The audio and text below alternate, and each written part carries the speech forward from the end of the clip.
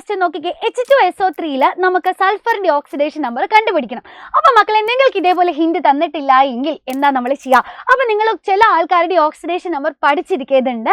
ഹൈഡ്രജന്റെ oxidation number എപ്പോഴും +1 ആണ്, oxygen ആണെങ്കിൽ എപ്പോഴും -2 ആണ്. ഇനി നമുക്ക് അറിയാവുന്ന കാര്യം എന്താ, ഒരു കോമ്പൗണ്ടിൽ എല്ലാവരുടെയും ഓക്സിഡേഷൻ നമ്പർ കൂട്ടിയാൽ നമുക്ക് 0 കിട്ടണം. അതായത് H2SO3 ഹൈഡ്രജൻ, സൾഫർ, ഓക്സിജൻ ഇവരുടെ 3 പേരുടെയും കൂട്ടിയാൽ നമുക്ക് 0 കിട്ടണം. അപ്പൊ ഹൈഡ്രജൻ നോക്കിക്കേ, ഒരു ഹൈഡ്രജന്റെ +1 ആണ് എന്ന് നമുക്കറിയാം.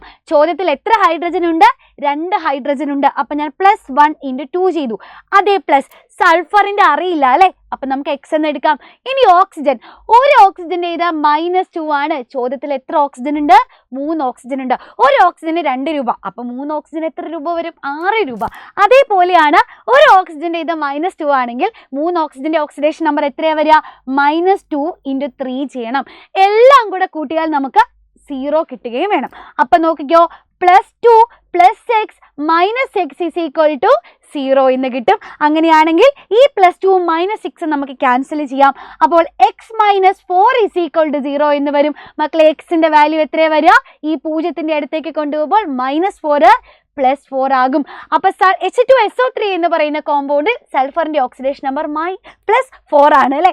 അങ്ങനെയാണെങ്കിൽ മക്കളെ, H2SO4 എന്ന് പറയുന്ന സൾഫ്യൂരിക് ആസിഡില്ല സൾഫറിന്റെ എത്രയാണെന്ന് കണ്ടുപിടിച്ച് എൻ്റെ കുട്ടികൾ കമന്റ് ചെയ്യുക. All the best.